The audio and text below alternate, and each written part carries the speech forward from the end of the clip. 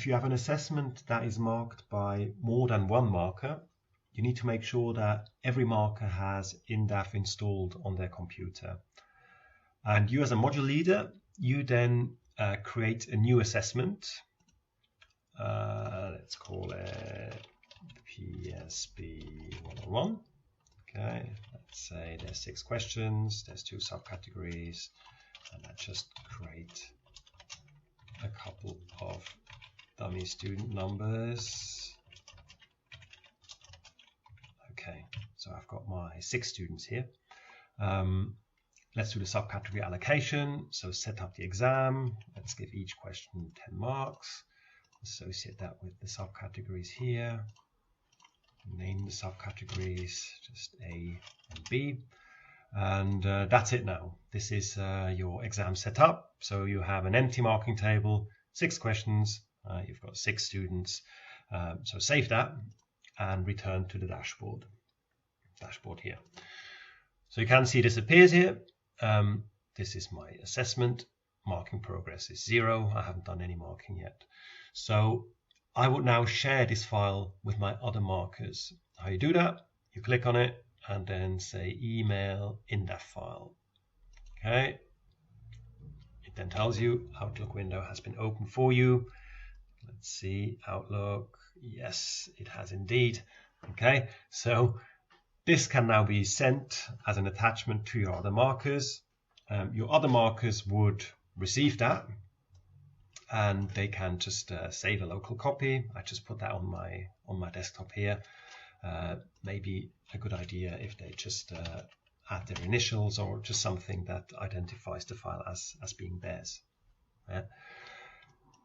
What they then have to do, they have to add it to their dashboard because their dashboard will be empty at this point, right? So what they have to do, they take it and they just drag it into here, into add file. And you can see it has now disappeared from the desktop and it appears here on the dashboard.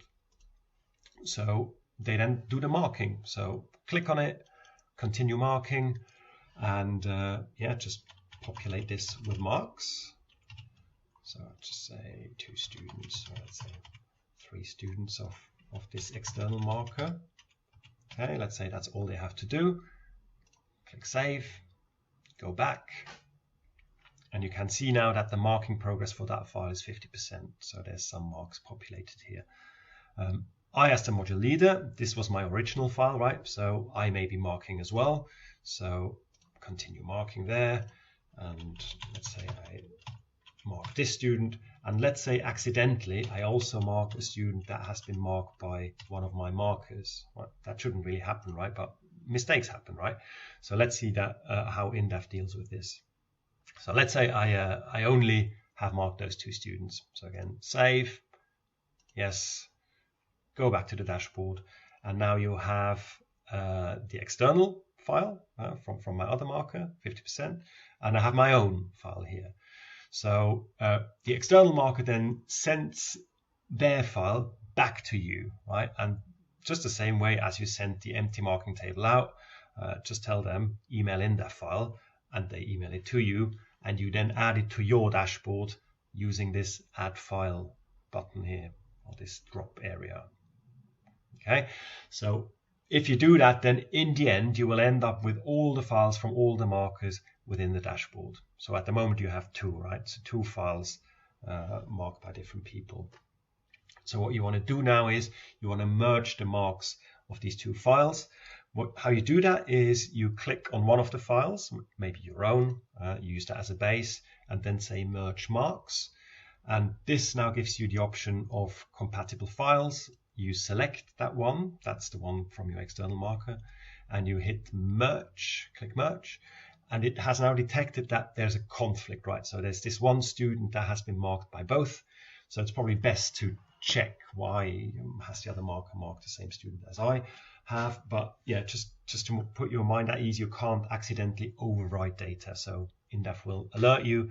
You can then choose to either prioritize your own file, or you could say, okay, no, actually the other marker has got the proper mark, so prioritize this file, or you simply abort, go into the files and get rid of any conflicts and then merge again. So in this example, I prioritize my own file, so I trust myself more. So do that, and then it tells you the merge has been successful. A new file has been created in the dashboard, PSB111 merge. That will appear once you hit close here, and it tells you that 2 students have updated marks and 0 students have updated overall feedback. We didn't include overall feedback, so you would see that if there was feedback.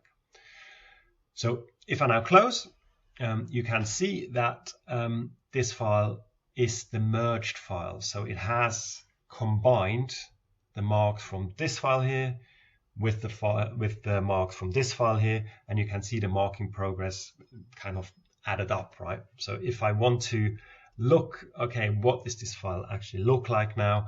I can click on continue marking, and you can see that it contains data of all 4 students that have been marked.